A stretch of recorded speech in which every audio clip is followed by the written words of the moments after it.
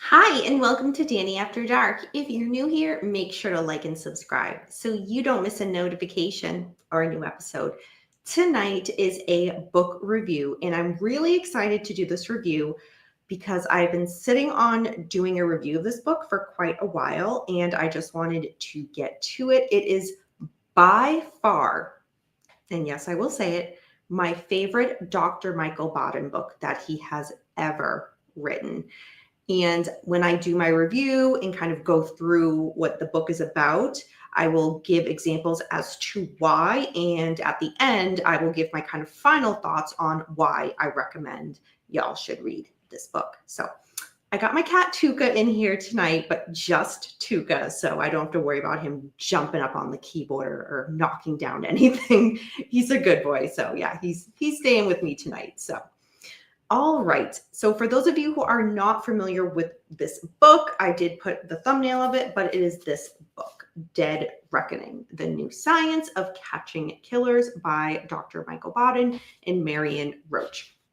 So the book itself is 288 pages. There are no pictures in the book, but that is fine. It is 100% not needed.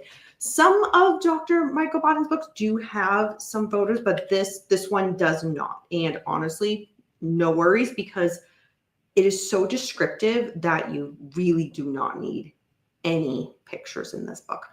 But before I get to starting my review of each chapter, as well as kind of giving a gist about what the book is about, I will read the back cover.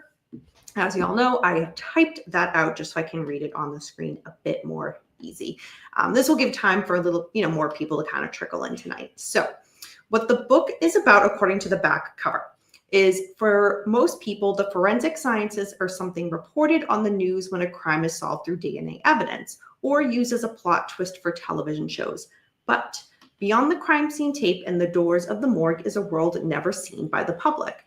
Now famed pathologist and medical examiner Dr. Michael Baden and award-winning writer Marion Roach take readers into the laboratory, above the autopsy table, onto the witness stand, and out into the field to show how advances in forensic science can solve crucial questions in a criminal case, often with startling accuracy.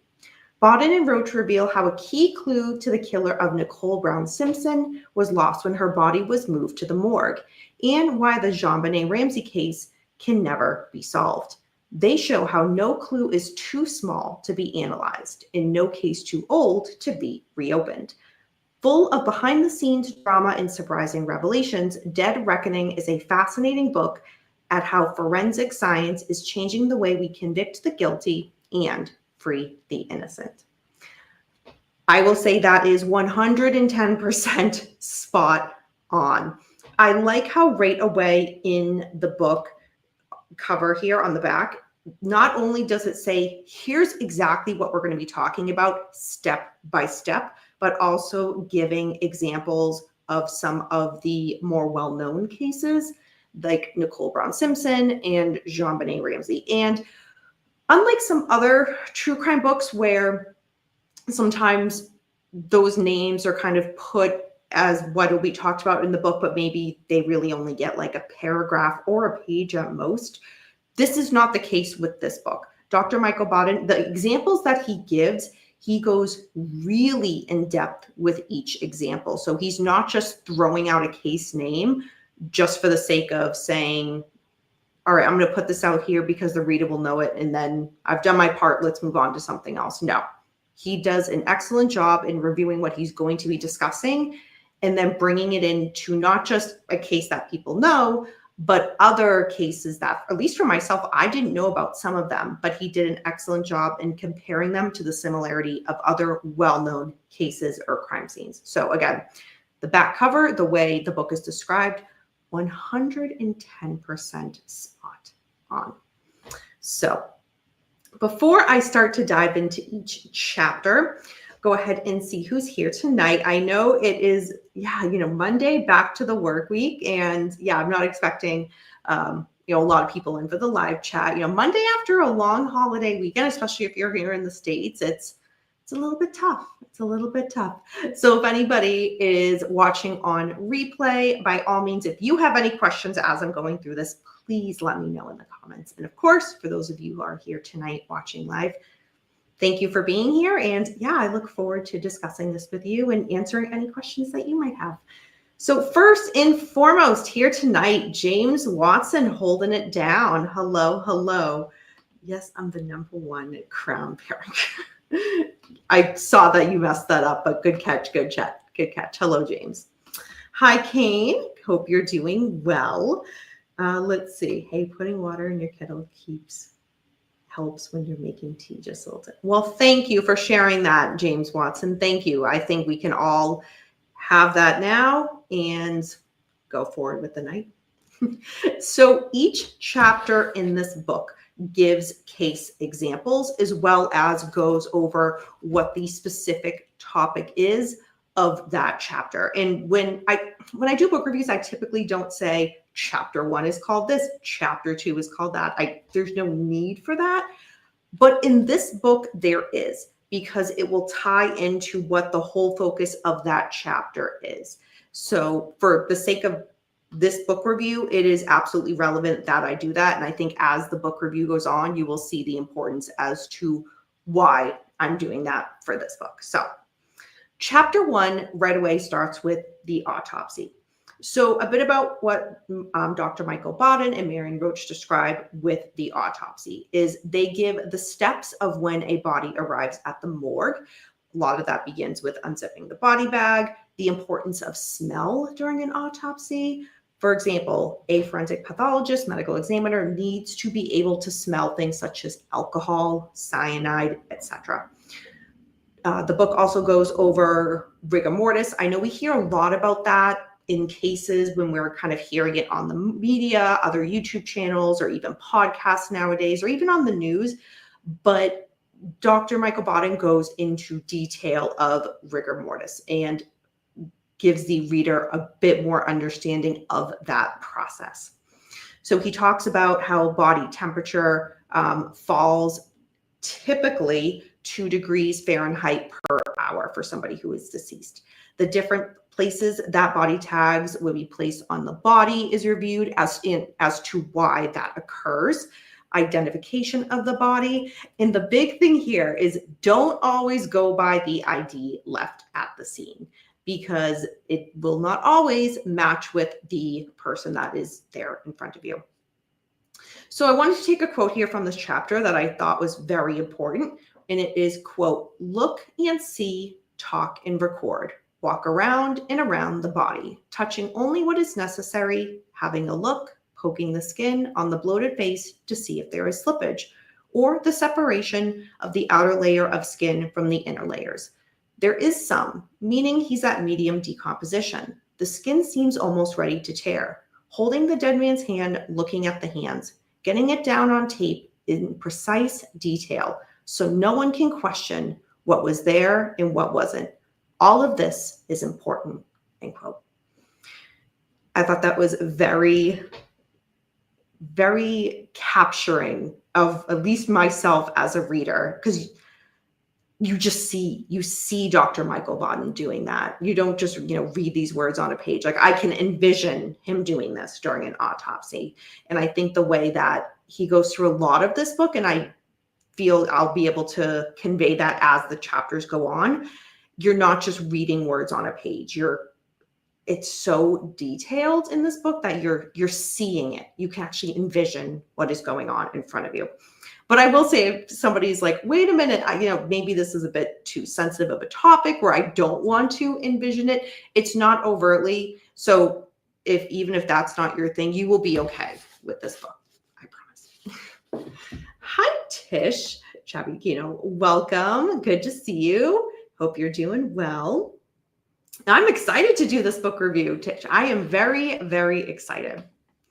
So Dr. Baden goes on to discuss collecting samples from the body. And that's something that we see a lot of in, I'll just say, TV shows and whatnot, movies.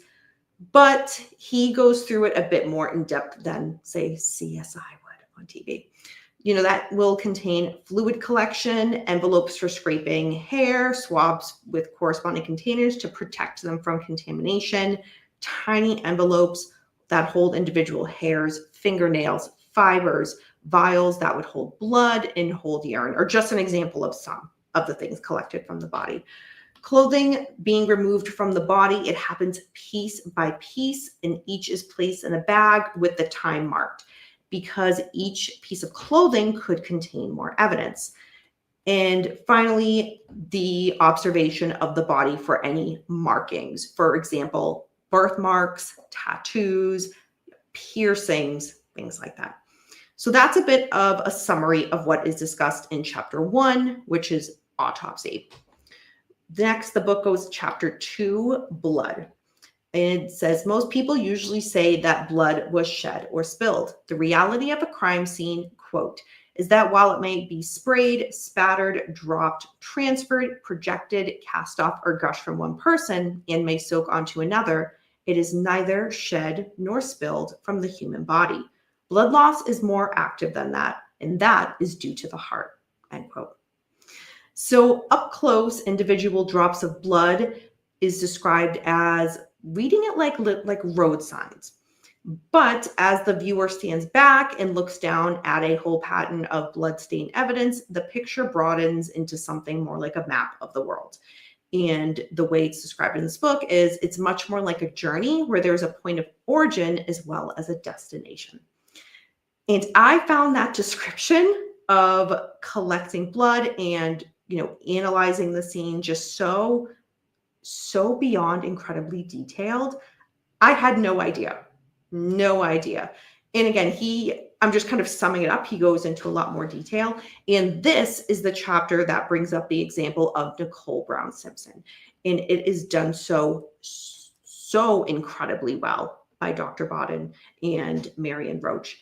So if that is something where I would say, even if the reader is familiar with the murder of Nicole Brown Simpson in that crime scene, going into this book, don't think, oh, I'm aware of that. Yeah, I already know how that case was completely botched in regards to how they handled that crime scene. Yes, it was.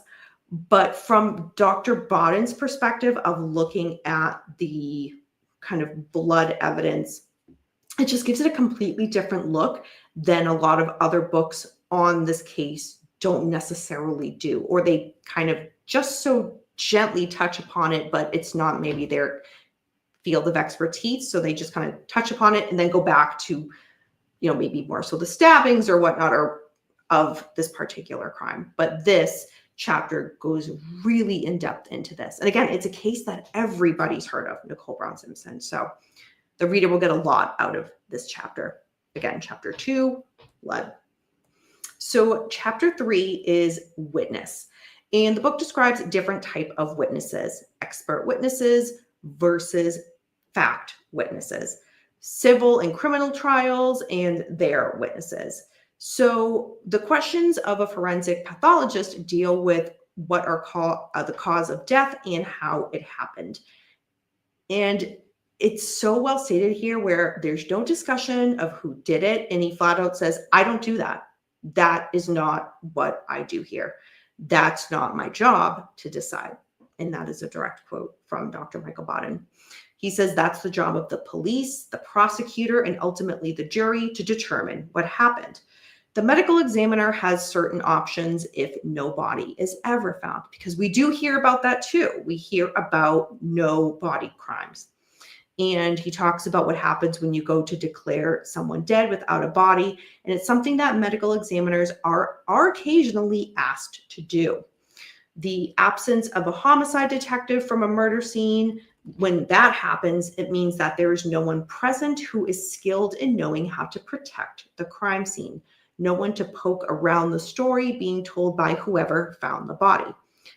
And that's so important, that there needs to be somebody there that knows how to protect the crime scene. So it goes also into describing thinking you know what you are looking for is bad. Then you miss only the obvious. That sounds like such a simple statement, but it makes so much sense, especially from the perspective of Dr. Baden in this book.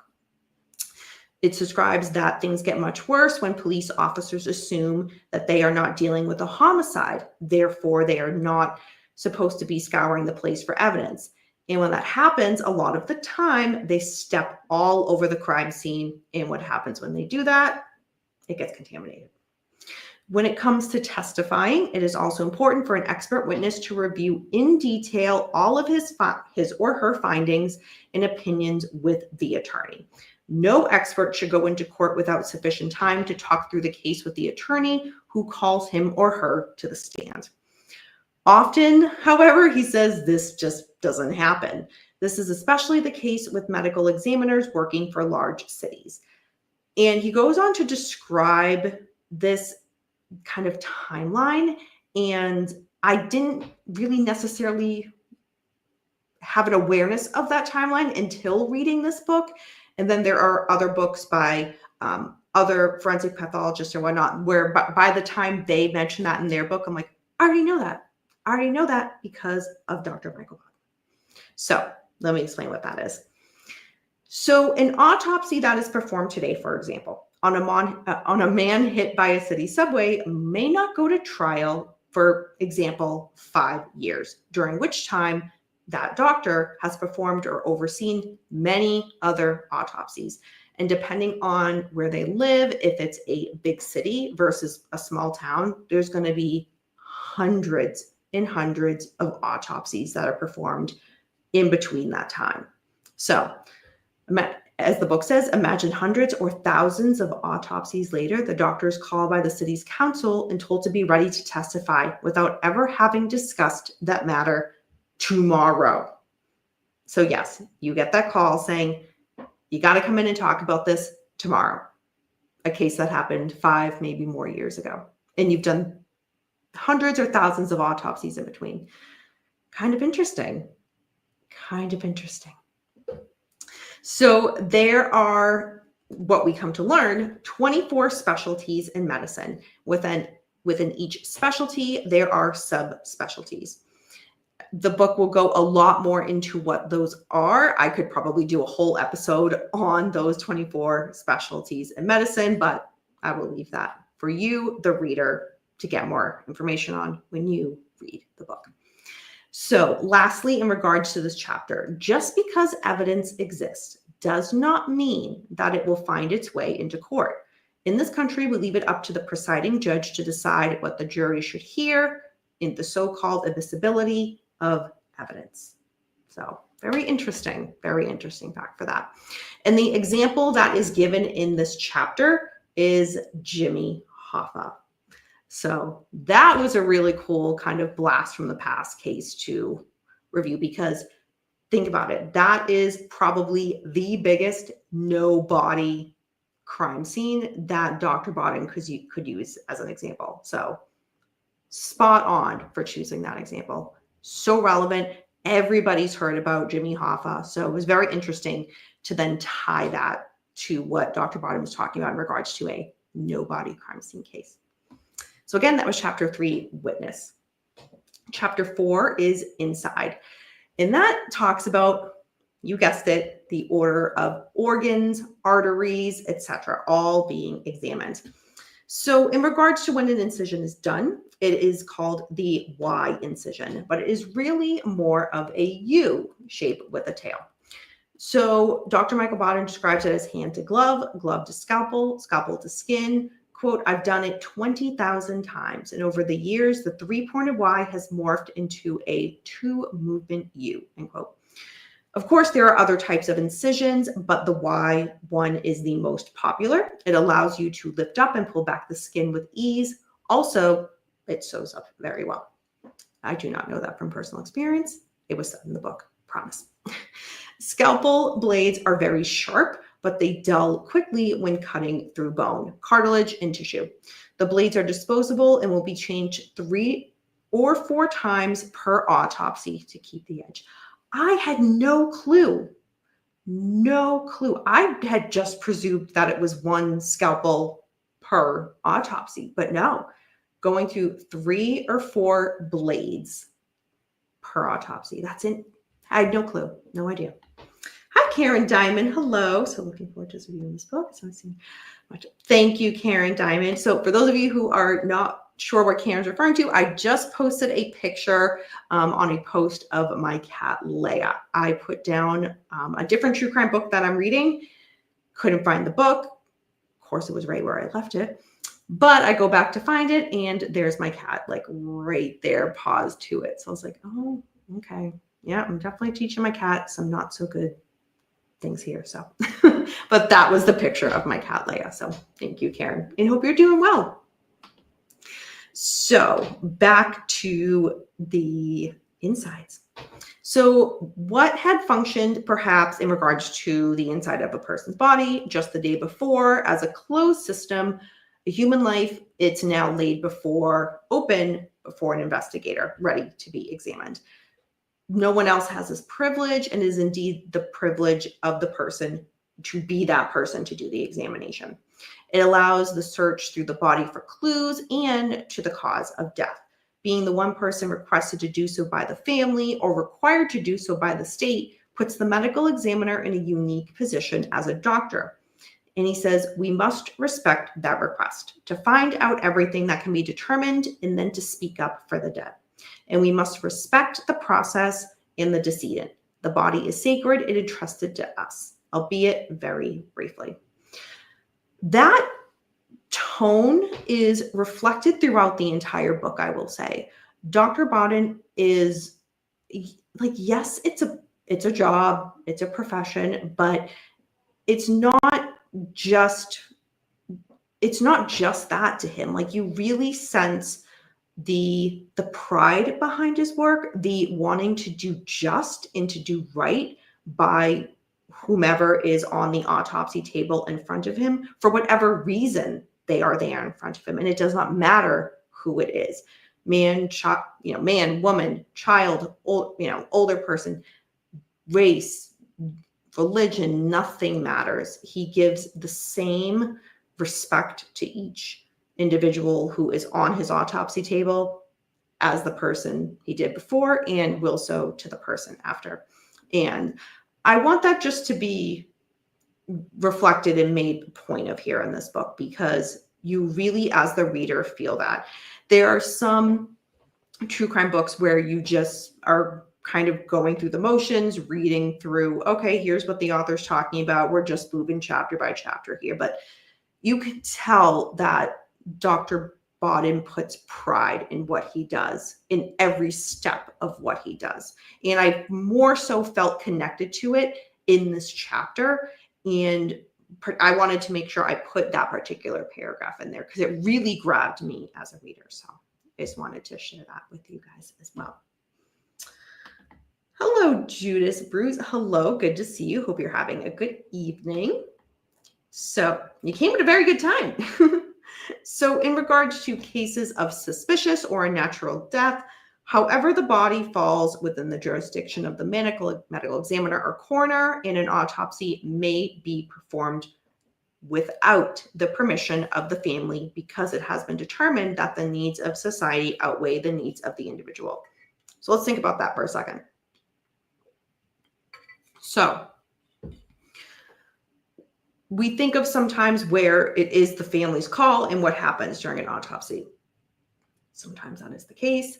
Sometimes that is not. It is, again, as described here, falls within the jurisdiction of the medical examiner and coroner, and also if it is really needed to be done and that call is made.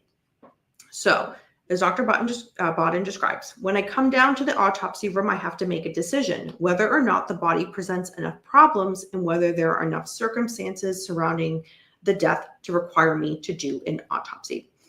Every case is different, and every case deserves the most professional attention available, which is another problem. He says, in my role as a witness for the dead, I speak for those whose deaths we question. Today, half of all American counties employ a coroner to investigate unnatural death. And here's the thing. Most coroners are untrained in medicine. Let's let that sink in. All right, let's repeat that. Most coroners are untrained in medicine. And if you're thinking, how is that possible? Why is that? Very good question. Very good question. I don't have that answer. That is up to, again, half of all American counties who do the employing of a coroner. So then who are they? Frequently, they are undertakers. All right, here, folks. But they are also plumbers, bookkeepers, and only occasionally doctors. But they are always politicians, as the coroner is an elected position. So I think if you're someone who's really into true crime and following this is nothing new to you. But if you kind of follow true crime from a distance, or maybe you're not as full, jump in like along, like myself, for example, you might be like, I've never heard of that. And it's wild. It's wild. Imagine.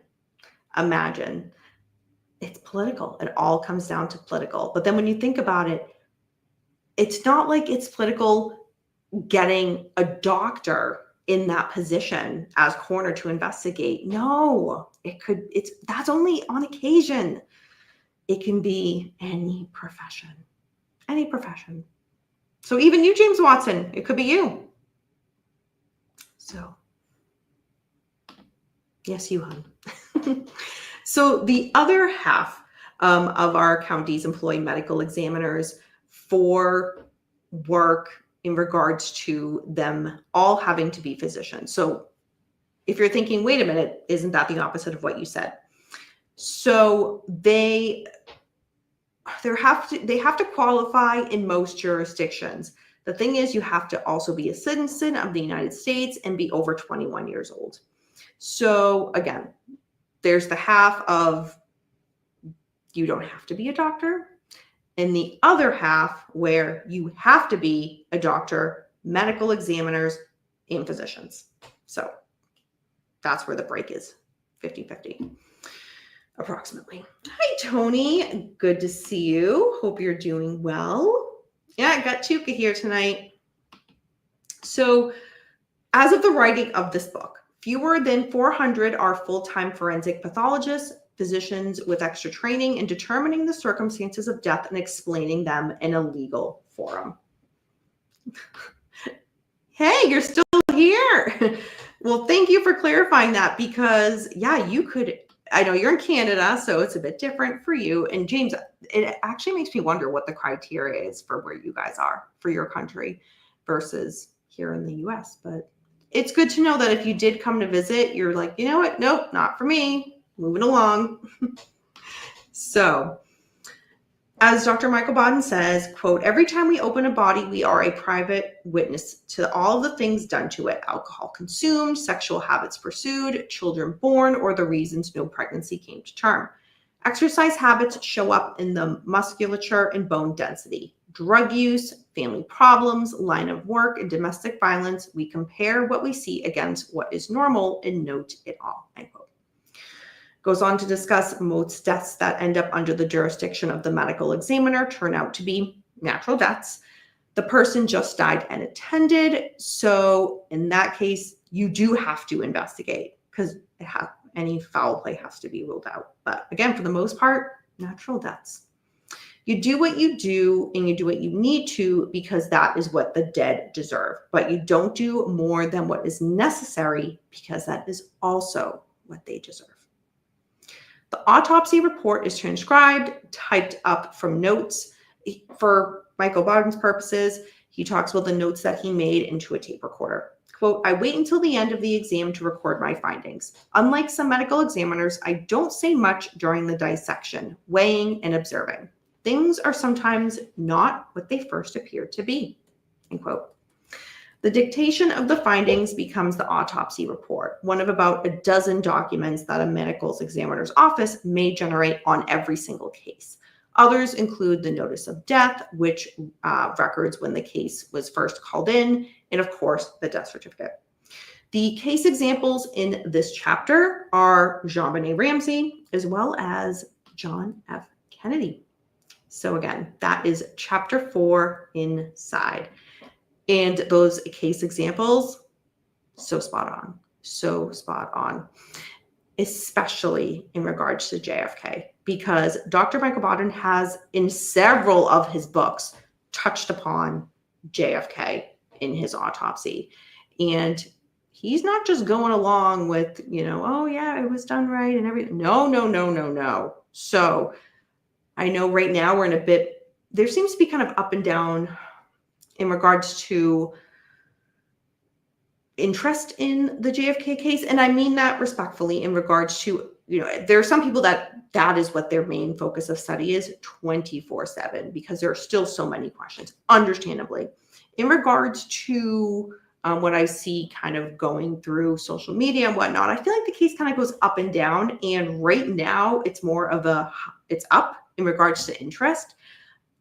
About 4 or 5 of the podcasts I follow just this week alone put out episodes on the JFK assassination. And I found that so telling of what people are really interested in wanting answers to right now. So any of Dr. Michael Baden's books where he touches upon the JFK assassination would be an excellent read for you if you really want to get information on that topic.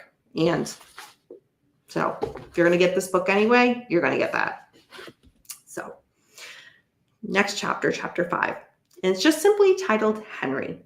So of course, Henry is Dr. Henry Lee. So Dr. Henry Lee is a criminalist. What is a criminalist?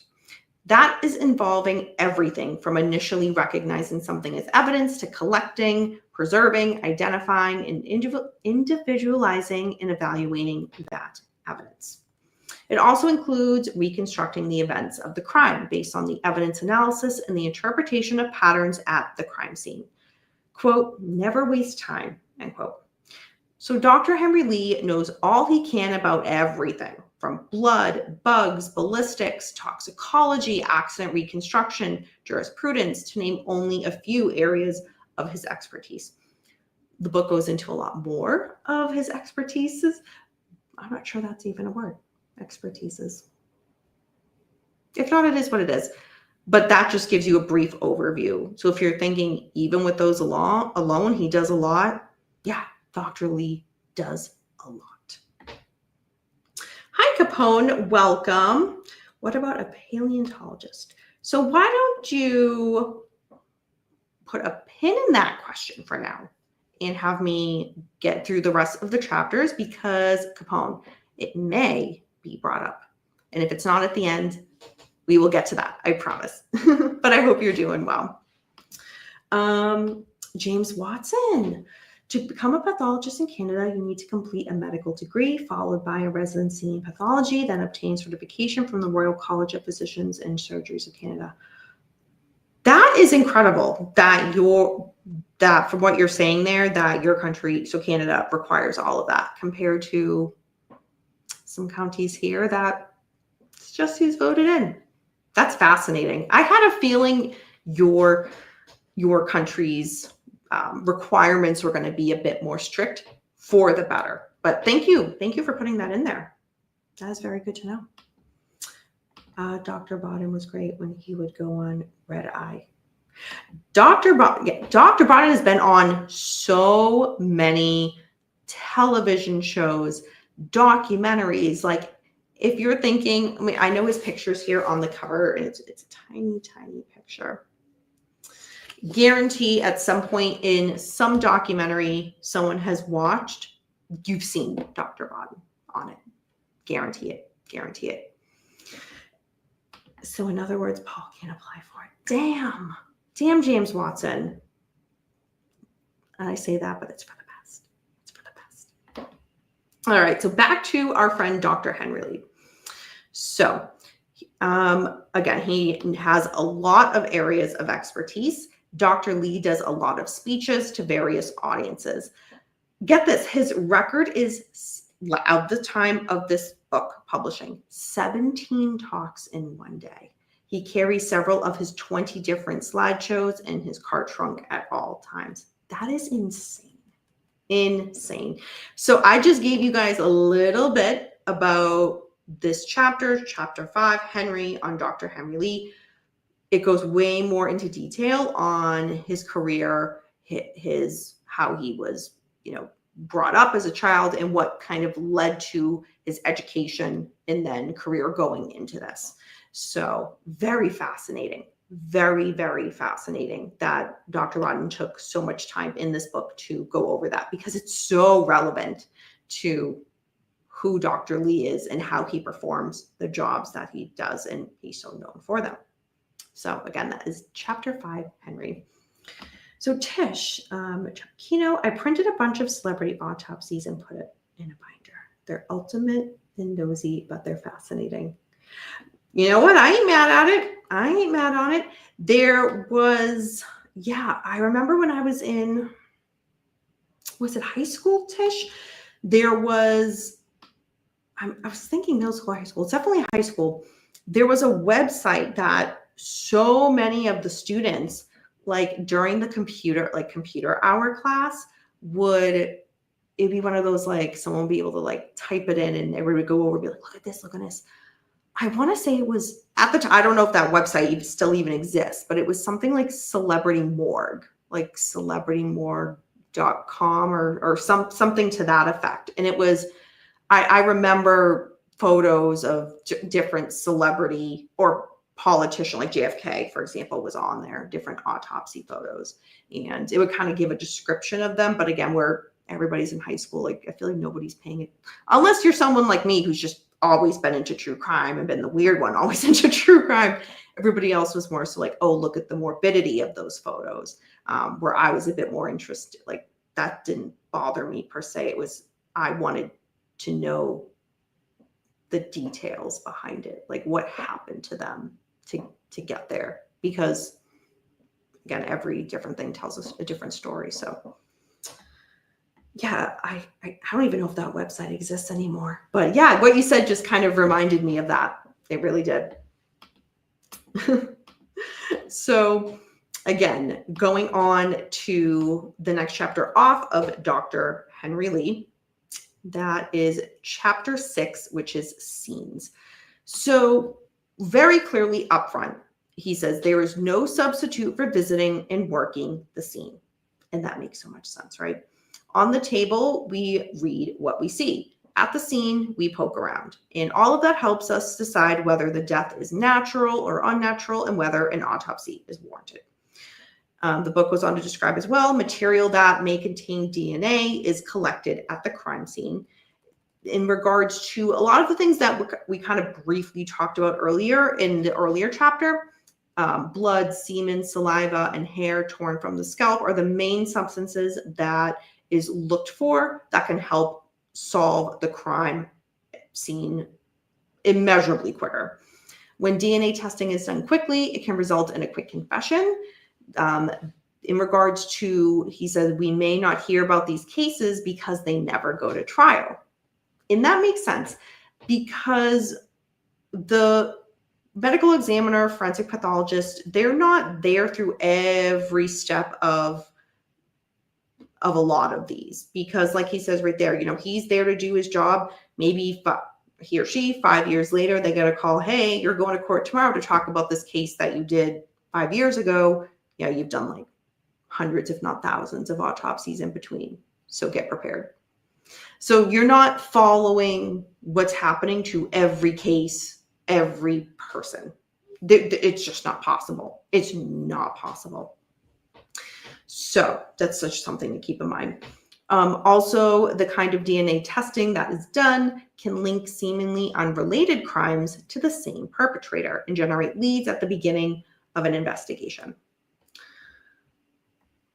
Hi, Paulcast. What are these crowns?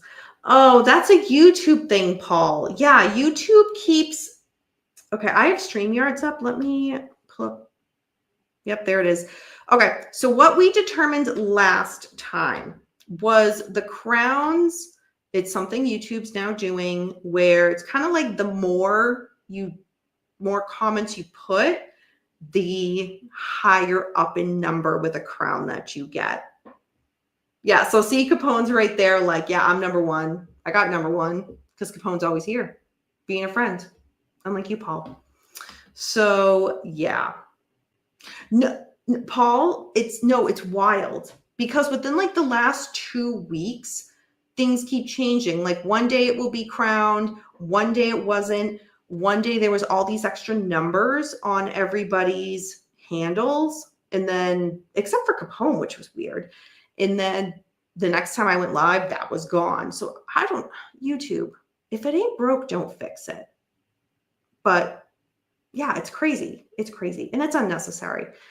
But it just goes to show, people like Capone earning that number one crown spot that I didn't even know was a competition. Paul, I don't see a crown by your name. Yeah, thank you, friend. It's the only number one associated with me. You know what, Capone? It's amazing. It's fine. You have earned your top spot.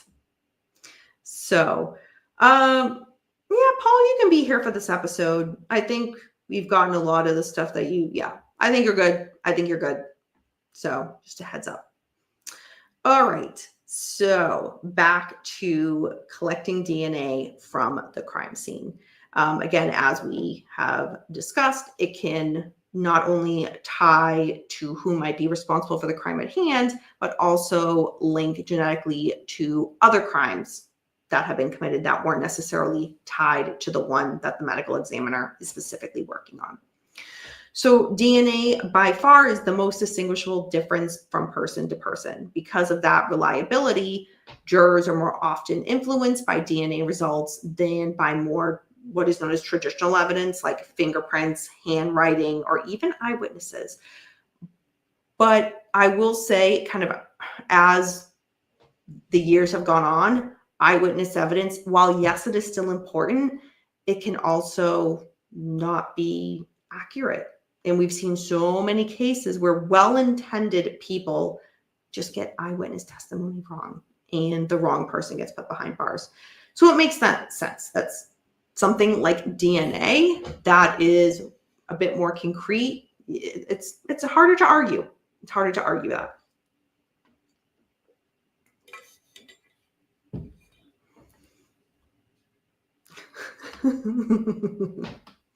Oh, Paul. So the first hour of a crime scene is critical. The first person at a crime scene can change the entire direction of the investigation. That is so important, so important. And let's go into why that is. So the first person arriving at the crime scene is usually a passerby or a relative who does all the manner of things to the body in an effort to revive it. Well intended. A person discovering a body might flip it over, slap the face, pump the chest, take a pulse, even before mouth-to-mouth resuscitation, so CPR, all in a struggle to preserve life, to try to save that individual. But by doing that, the person changes the location and condition of the body.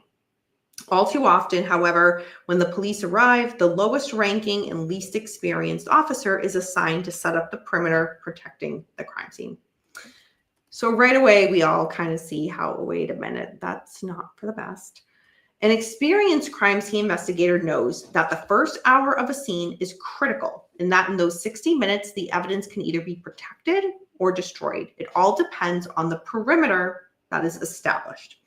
It is the job of the first police officer on the scene to set up the perimeter through which only the necessary homicide detectives, laboratory personnel, and medical examiners should be allowed to pass. That is it. The measurements the medical examiner takes upon arriving at the scene can place the time of death accurately. The sooner after the death has occurred, the better, which makes sense. Measuring the body for rigor mortis, degree of lividity, and temperature has great value the sooner the body is seen, but little value once the body is removed to go to the morgue. The medical examiner must also show up quickly at a crime scene to examine the body for trace evidence. Most police won't even touch a body. They're not trained to do that, so they wait for the medical examiner to arrive. Logically, this would mean that the medical examiner should be called immediately, since it is their responsibility of the office that they have to identify, document, protect, and collect evidence, and to make sure none of it is lost en route to the morgue. So the case examples here for this chapter that is given is O.J. Simpson, but also Christian Brando, and that is Marlon Brando's son. So I personally was not familiar with Christian Brando's death. So, try to say 5 things at once. I was not really aware of Christian Brando's, cause of death or whatnot at all, to be perfectly honest. And not only does this book kind of say, here's what we know happened in regard to what was put out to the media and whatnot, but from a crime scene perspective, here's what happened. Here's what really happened. So I learned a lot about that in this chapter because I didn't know that. So that was very interesting for myself because I love to learn. So those are the examples in this chapter, again, which is chapter 6. And that one is called Scenes.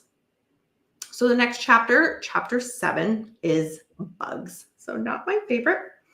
So bugs tell us when and where someone was killed, and they do it with exquisite accuracy that no man-made system could ever reproduce. So Dr. Haskell, who is described here at this point in the book, teaches students at his bug school. We learn all about the bug school.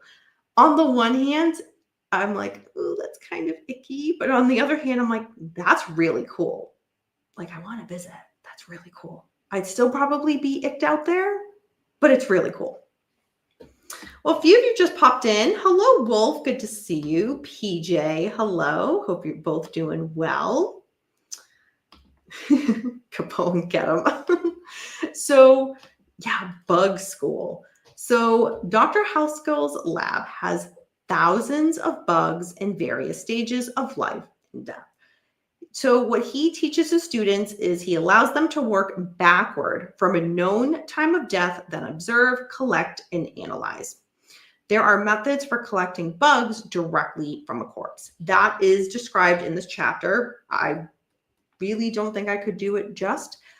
That is actually the only notes I took for chapter 7, bugs, to be perfectly honest.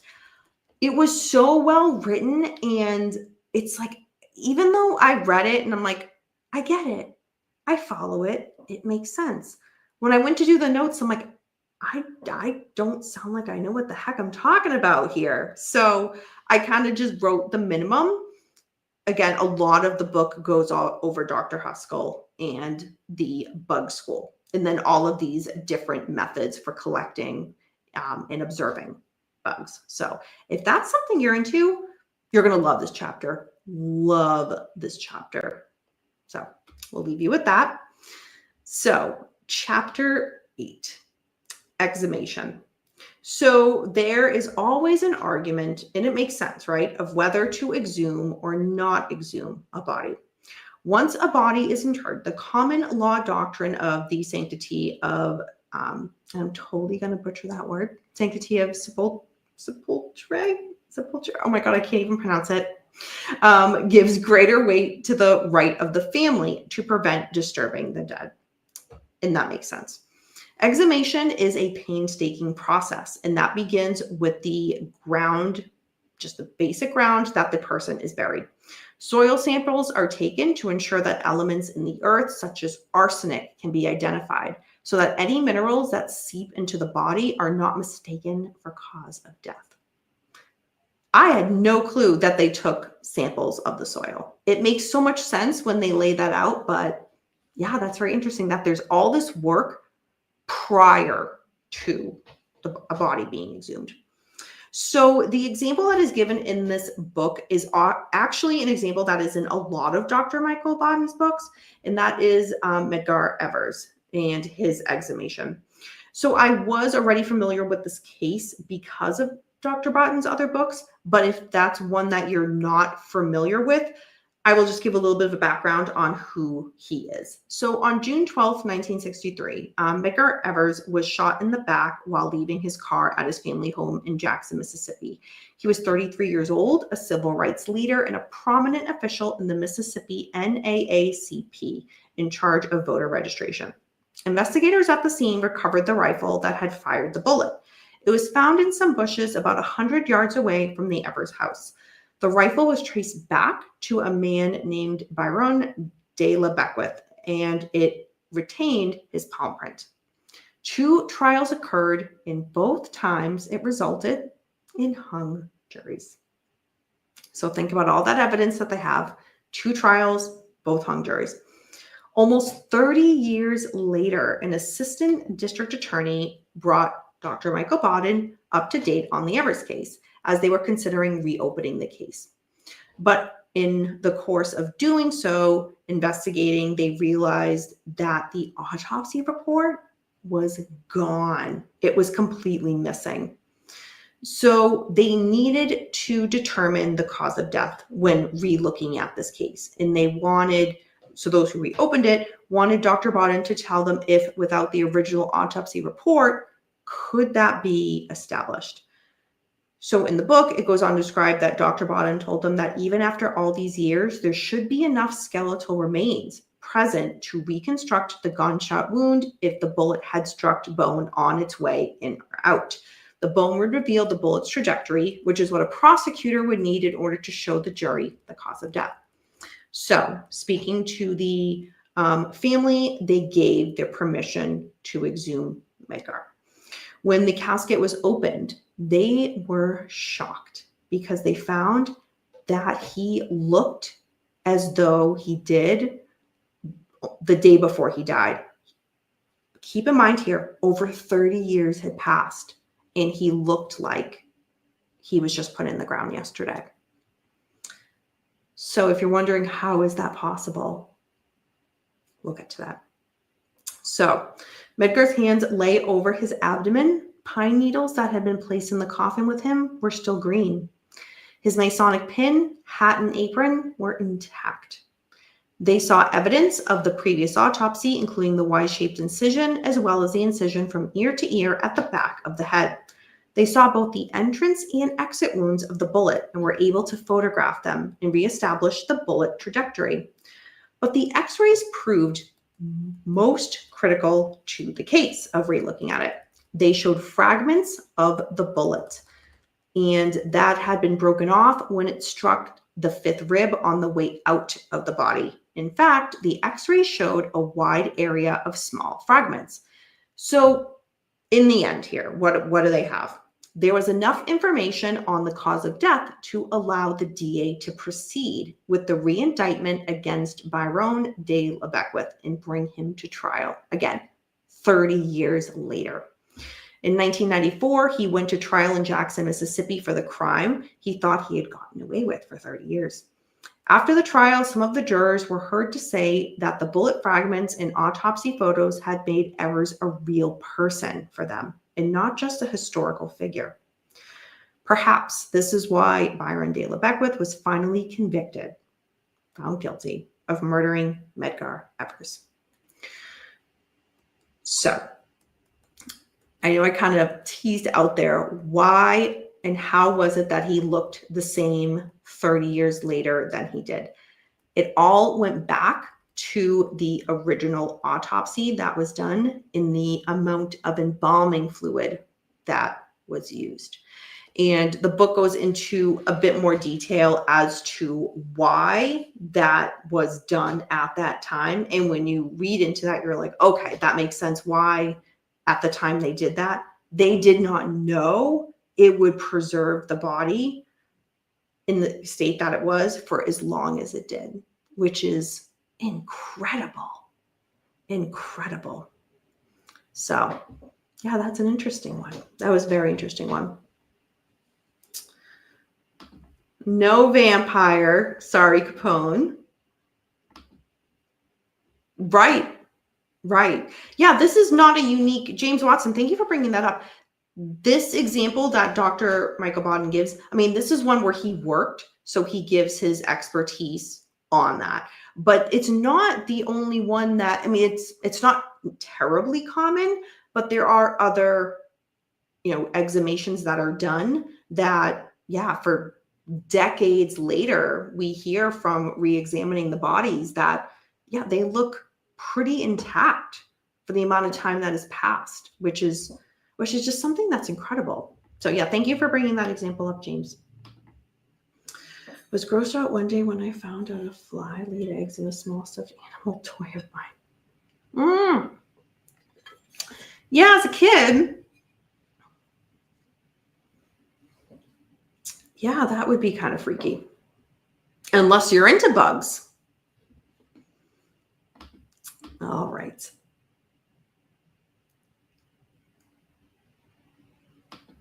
Okay, gotcha. So chapter 9, and we're almost done, folks. So chapter 9 is heads.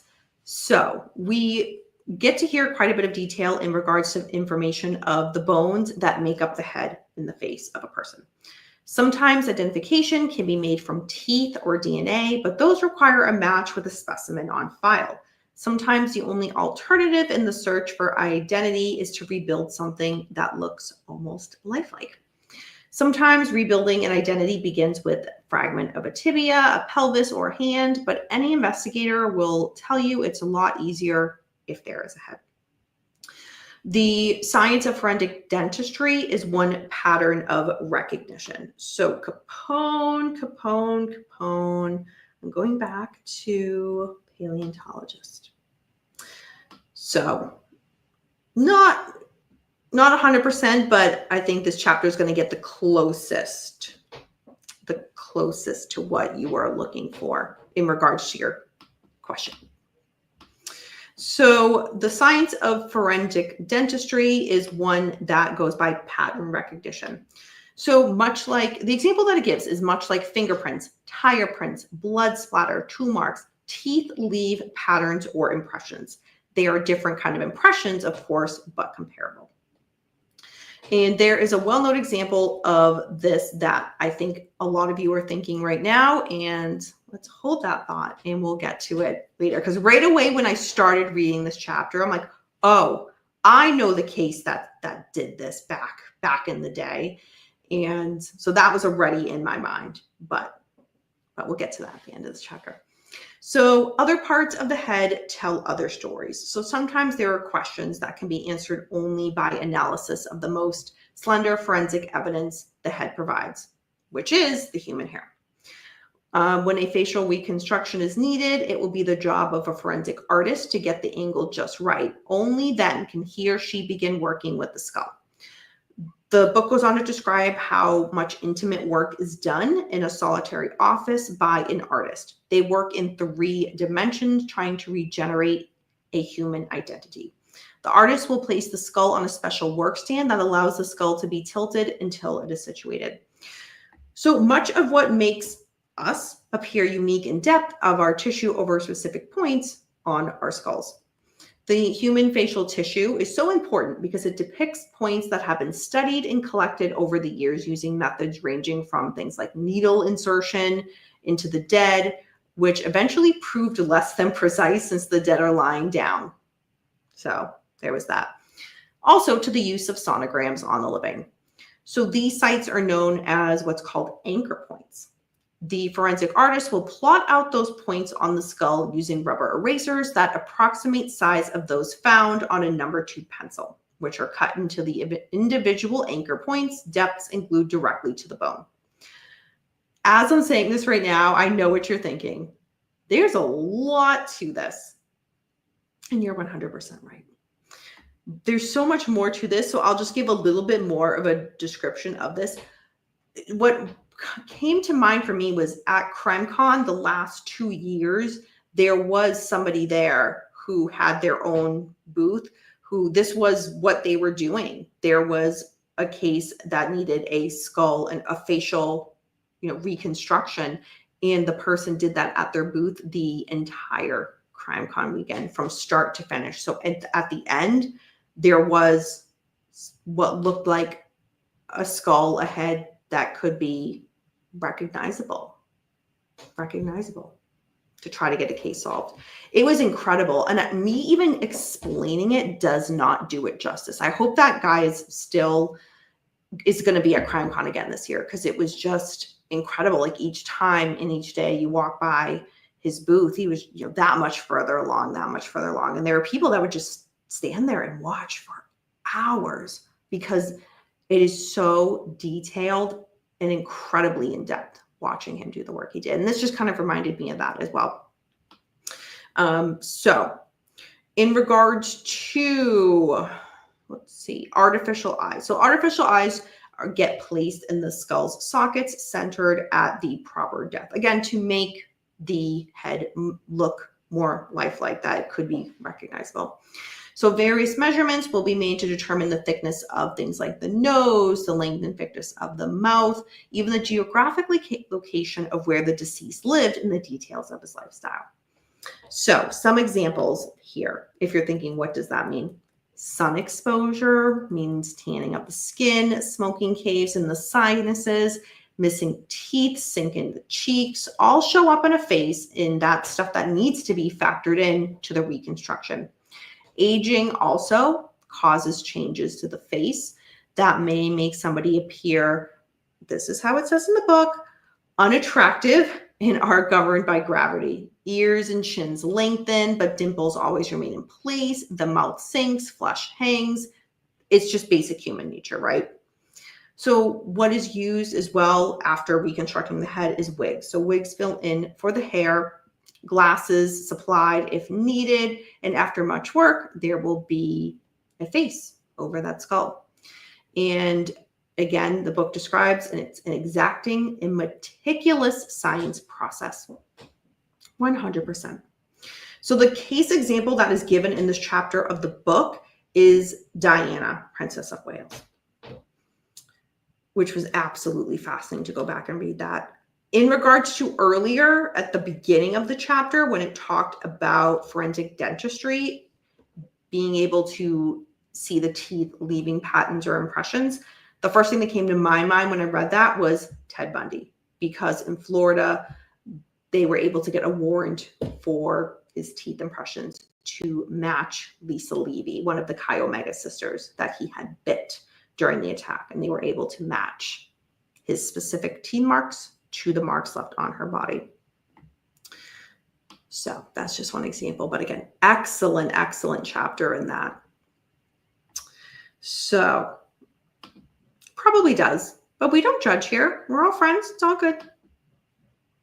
So chapter 10 is junk. Literally, that's the title of the book. I'm not dissing the book. It's called Junk.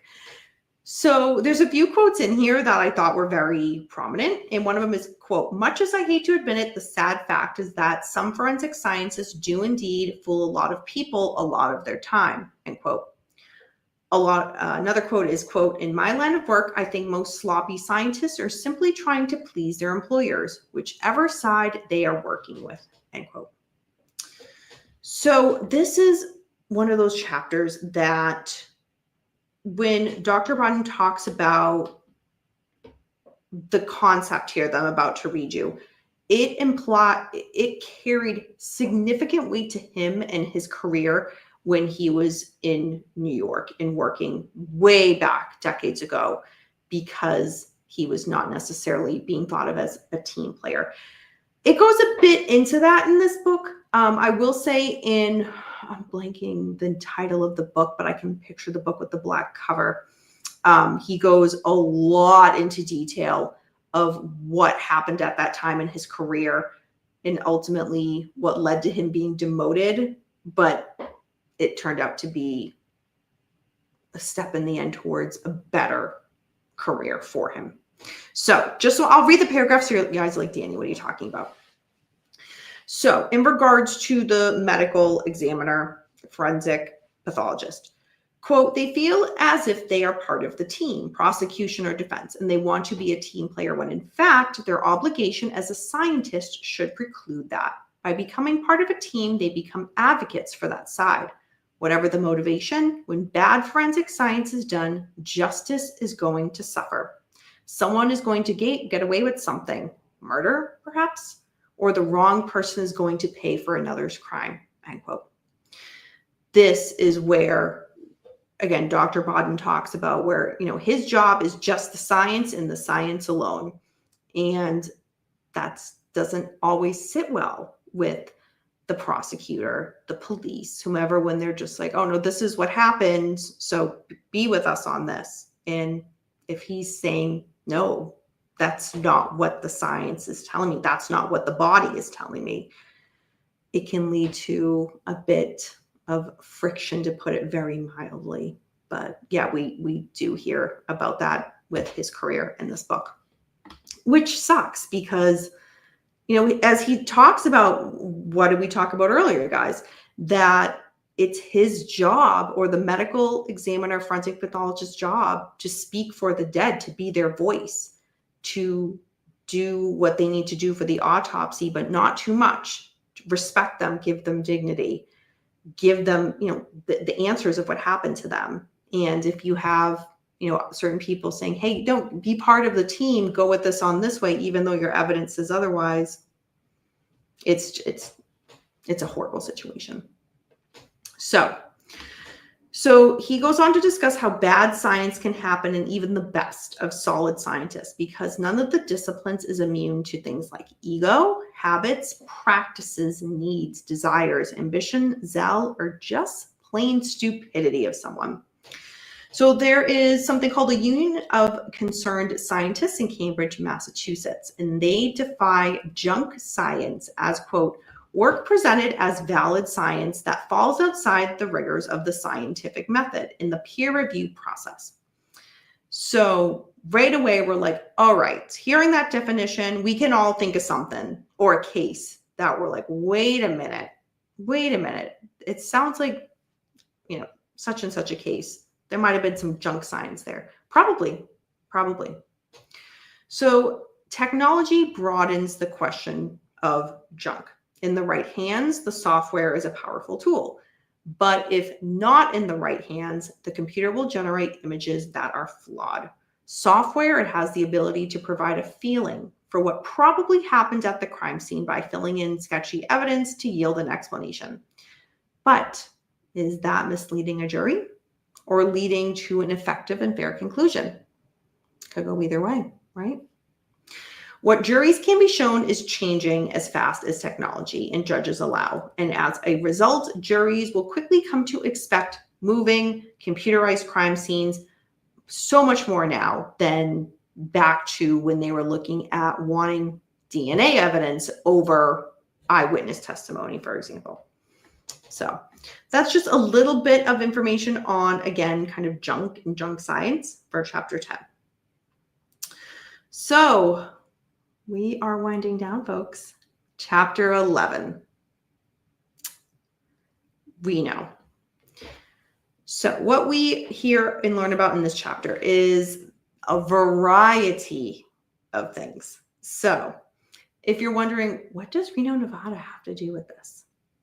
Trade show conventions.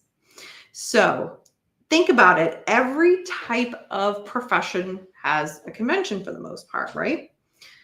This is nothing different. So in Reno, Nevada, cannibalism, prospecting, prospecting, gambling, prostitution, quickie marriages, and divorce. With a past like that, it's a good bet that the city of Reno is perfect for a convention. And the convention that Dr. Baden describes is the American Academy of Forensic Sciences. Convention, Viva Las Vegas. Capone, I was waiting for you to weigh in.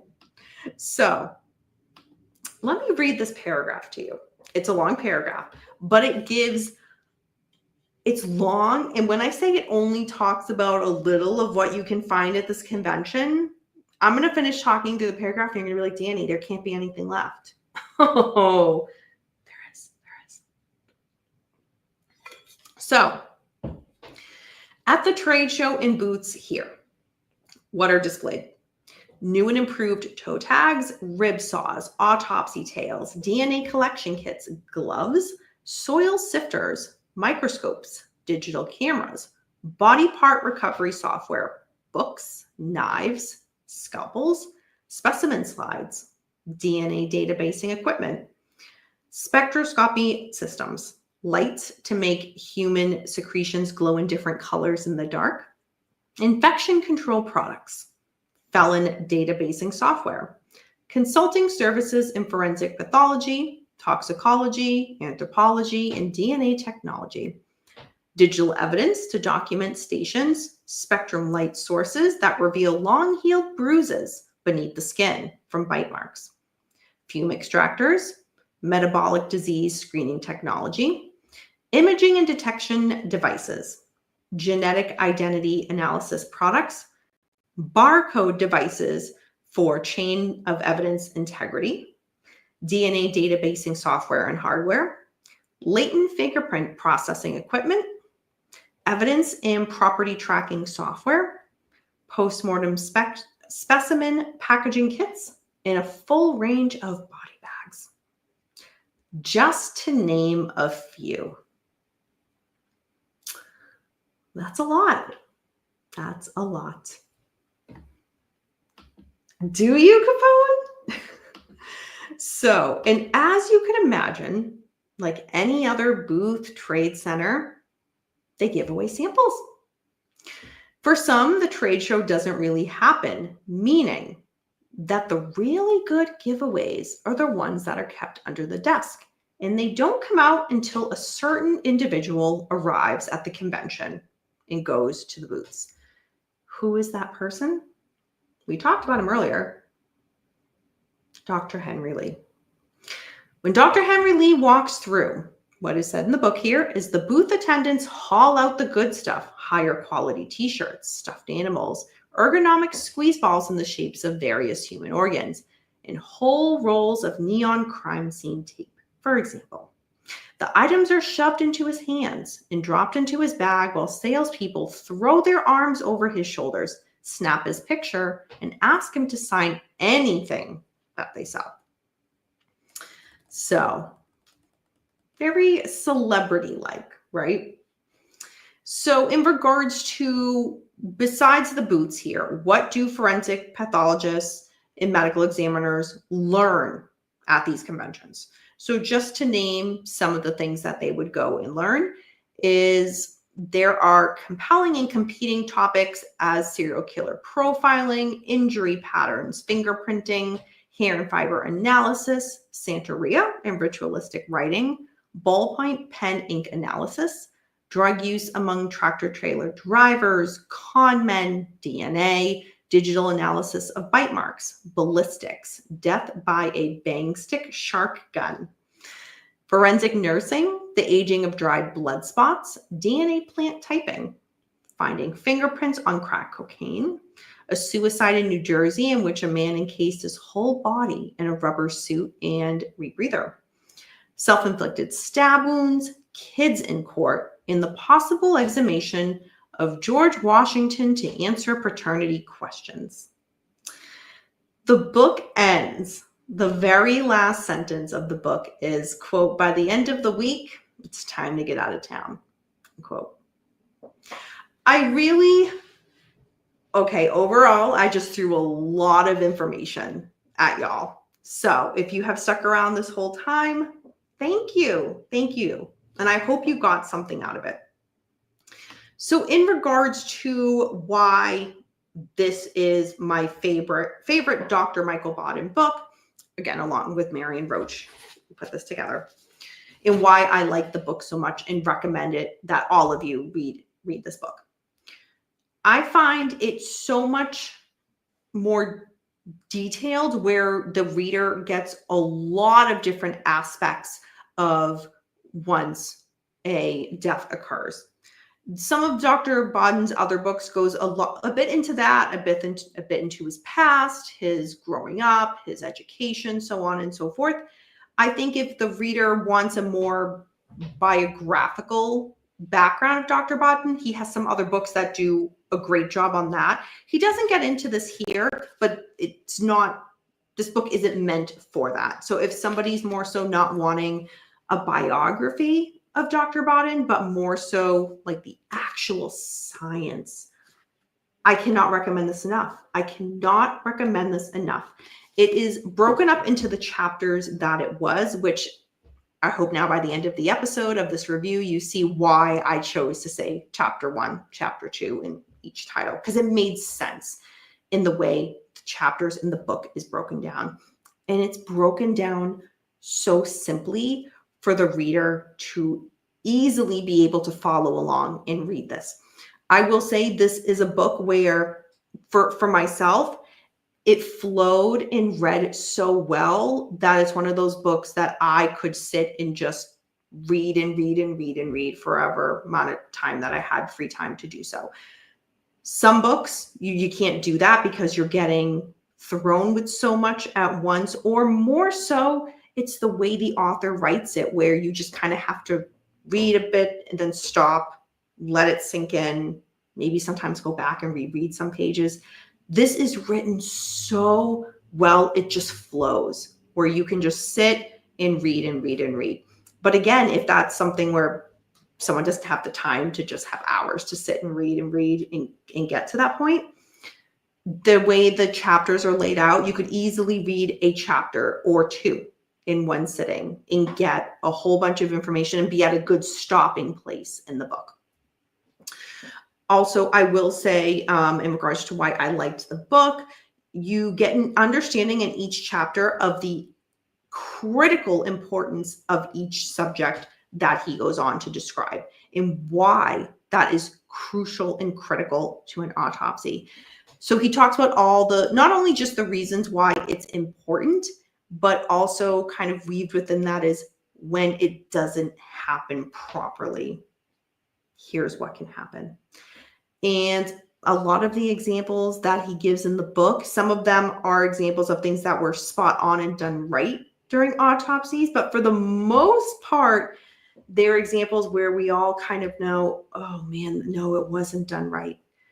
And it's not just where other true crime books are like, for example, the O.J. Simpson case with Nicole Brown Simpson or JonBenet, for example. We all know why those crime scenes were destroyed. Some authors will kind of just mention that and maybe put in a point or two and then move on. Dr. Baden here goes into specifics from his point of view for what he does for a career and say, here, and there is what was wrong. And here's why. And here's what should have happened. Like, you get so much out of each example. It's so well done, like flawless. Again, I mentioned earlier and just kind of briefly touched upon right now that some of the examples that are given throughout the book are cases that anybody would know. Oh, I know that name, O.J. Simpson, JonBenet Ramsey, JFK. So there are those examples that the reader knows, which makes it a lot easier to kind of connect what Dr. Baden's saying, because then you connect it to an example of someone that you've heard of, you're familiar with, so it makes it easy to kind of bridge the two in the mind. But with that being said, he also gives examples of what I would say are maybe sometimes more lesser known cases. Some might be people like, again, I read about in regards to the exhumation chapter. So I was already aware of that exhumation of Medgar Evans. But if somebody is not aware of that, you're reading this book and you're getting the examples of people that you know, but also other examples of people maybe you don't, where it relates to the chapter at hand. So I definitely recommend this book for anyone and everyone to pick up. It is so well done, so well written. I can't say enough good things about it. Dr. Michael Baden and Marion Roach, excellent job, flawless. It is such a well-written book. And you know how I said earlier at the very beginning of the episode, 288 pages, there's no pictures. You don't need the pictures. You don't need it. The way Dr. Baden writes each chapter, you see it. Like, this is one of those books where you're not, like I said earlier, you're not just reading words on a page, you're visualizing what the author is talking about. So yeah, I just threw a lot of information at y'all. I hope if anybody has read this book, let me know your thoughts on it. Or if this is a book that hopefully I've been spent the last, almost hour and a half telling you why I think it's a great book for you to get. If you get it, let me know, and let me know your thoughts about it. Maybe there's a chapter that really just kind of grabs at you and really holds your interest. I would love to hear about that. And for anybody who's watching this who maybe hasn't read the book, but we've gone through every single chapter, is there anything that that stuck out to you while I was reading it, thinking, oh wow, I would love to hear more about chapter 8 or chapter 9, like that really just grabbed my attention and focus. And that's something I would like to know more on. So yeah, just let me know your thoughts on it. Well, thank you, Kane. I'm glad you found it interesting. Yeah. For me, like one of the, I know I'm putting that on y'all, but for me, one of the interesting things that I kind of took away was like the bug farm. Like on the one hand, I'm like, bugs aren't my thing. But then on the other hand, I'm like reading about it. I'm like, that sounds really cool. I want to go and visit just to see the process. But yeah, that was something I never knew about until this book. So learned something new. All right. So thank you everybody for joining me for another episode of Danny After Dark. I will be back later in the week for the True Crime and Chill, so stay tuned for that. As always, all the information for all of my social media, different websites is down below in the drop-down bar. And I did post as well on a YouTube post, the July Danny After Dark Book Club book that will be done for the month of July and reviewed at the very end. So check that out if you missed it. And other than that, everybody have a great rest of your evening, and I will see you later in the week. Remember, until next time, everyone, we don't live in darkness. Darkness lives in us. Bye, everyone.